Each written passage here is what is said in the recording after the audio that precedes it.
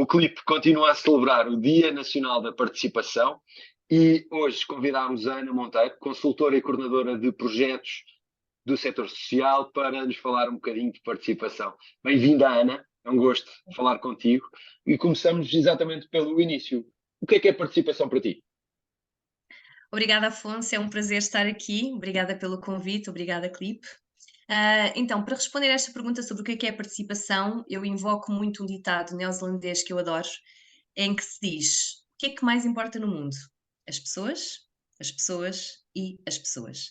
Então, basicamente, tal como os médicos auscultam o coração das pessoas, o que eu sinto é que os técnicos que tratam de todos estes processos participativos, o que eles fazem é muito semelhante. Eles auscultam as vozes das pessoas, dos beneficiários, das partes interessadas, e depois ampliam esta voz. E este ampliar a voz é muito importante porque, como todos nós sabemos, existe um hiato, existe uma distância muito grande, às vezes, entre quem tem o poder de tomar as decisões e entre quem vai sofrer ou usufruir, enfim, o que quer que seja, das consequências destas decisões. Portanto, é muito importante reduzir este espaço e ampliar então a voz das pessoas. E para mim, acima de tudo, a participação é um exercício de verdade, não é? Tem que haver empatia, tem que haver colaboração, tem que haver sinergia para que se possa realmente montar um verdadeiro projeto, uma verdadeira política pública, um verdadeiro serviço, produto, o que quer que seja. Tem que estar muito assente nesta parte da verdade. E de que forma usas no teu dia a dia a participação? Em contexto de trabalho, em contexto pessoal, se quiseres também, em contexto de voluntariado, outros contextos. Ok. Olha, a nível pessoal é engraçado falar sobre isso, porque por acaso a nível pessoal eu acho que uma das melhores técnicas de participação, de fazer com que toda a gente esteja unida nesta verdade, tem tudo a ver com a comunicação, tem tudo a ver com o nós percebermos quem é que está do outro lado, de onde é que essa pessoa vem, quais é que são as angústias, as dores, o sofrimento, e tentar não levar nada a peito. E eu acho que é muito interessante porque o que acontece na nossa vida privada muitas das vezes, não é, a forma como ouvimos as outras pessoas também se transporta para o nosso trabalho. Então, se fizermos este exercício em casa, de ouvir sempre outra pessoa em verdade, de coração aberto, sem levar nada para a área, para a área pessoal, eu acho que temos aqui um potencial enorme de ouvirmos, de escuta ativa, de escuta empática. No trabalho, bem, então uso várias ferramentas, desde os grupos focais, passando pelas entrevistas, sessões de facilitação, e aí uso muito ferramentas de design thinking, service design, que são ótimas, recomendo a toda a gente que tire cursos nesta área, porque é o futuro. E, por E exemplo, a sempre a nível evoluir, essa área tempo, também, que é muito interessante. exato, exatamente. E, por exemplo, no meu trabalho, eu tenho um background de ONGs, trabalhei muito sempre na área, trabalhei e continuo a trabalhar muito na área dos direitos humanos, e, por exemplo, posso falar aqui de uma campanha que desenvolvi quando estava na Amnistia. Basicamente, eu era coordenadora de campanhas e nós recebíamos as campanhas através do Secretariado Internacional, já com um esqueleto mais ou menos pré-definido, mas nós depois tínhamos toda a liberdade para adaptarmos as campanhas à realidade nacional. E então, uma dessas campanhas foi a campanha direcionada para a crise dos refugiados. Estávamos em 2017, se não me engano, ou 2016, já não me lembro bem, mas foi alguns por esses anos. E então, basicamente, eu tinha tido muito treino a nível de consultoria nesta área, durante um ano sabático do qual tinha usufruído, em que aprendi imenso a trabalhar para várias consultoras nesta área.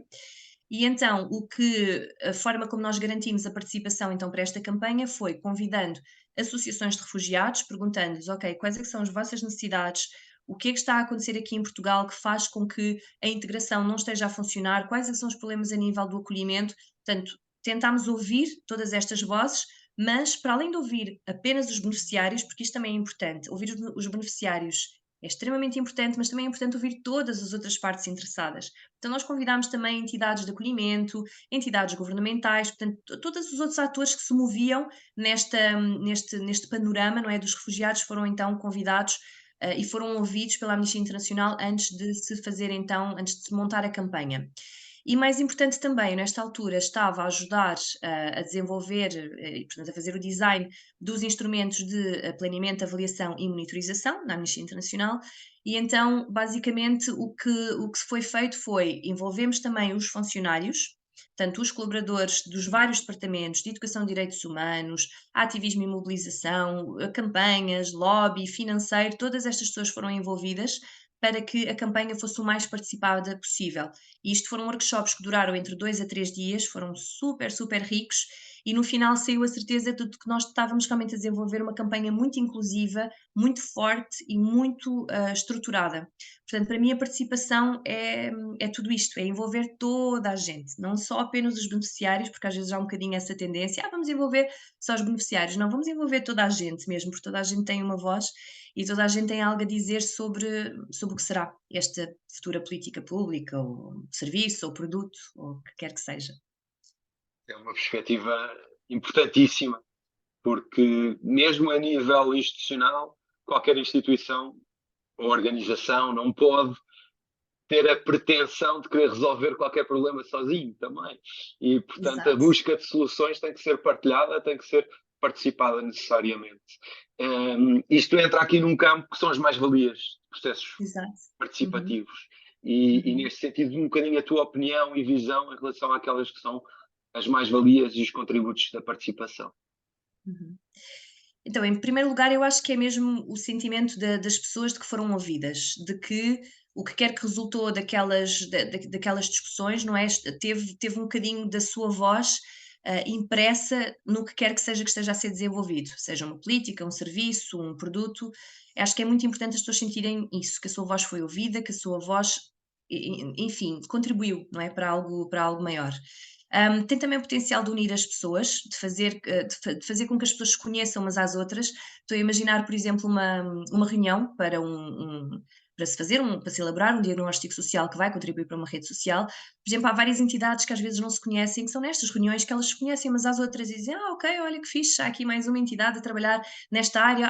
Está ali aquela pessoa daquela entidade com quem eu queria falar e com quem não conseguia chegar à fala. Então, tem este potencial também de unir as pessoas e de fazer com que elas possam mais facilmente dialogar umas com as outras e até, quem sabe, formar novos projetos, novas sinergias, novas parcerias. E depois também tem um potencial, a participação tem um potencial curador incrível. A minha tese de mestrado foi sobre o genocídio ruandês e sobre como os sobreviventes conseguiram ultrapassar os traumas, e um dos instrumentos que o governo ruandês utilizou foram as gachachas. As gachachas eram, em Kinyarwanda, que é a língua oficial do Ruanda, gachacha quer dizer justiça na relva.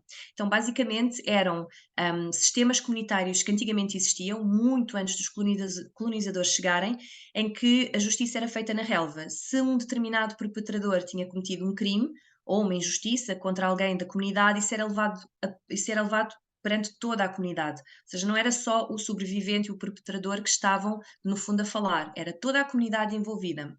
E então o governo ruandês, depois do genocídio, para tentar recuperar esta unidade e para tentar, de alguma forma, juntar novamente o tecido social do Ruanda, recorre então a este instrumento muito antigo, extremamente comunitário, extremamente participativo de justiça na relva. E os perpetradores do genocídio, que foi enfim, foram crimes horrendos sempre em comunidade, houve muito esta parte da humilhação, houve muito esta parte de se matarem pessoas em frente umas às outras, de se violar, de se fazer atrocidades incríveis para romper mesmo o tecido social.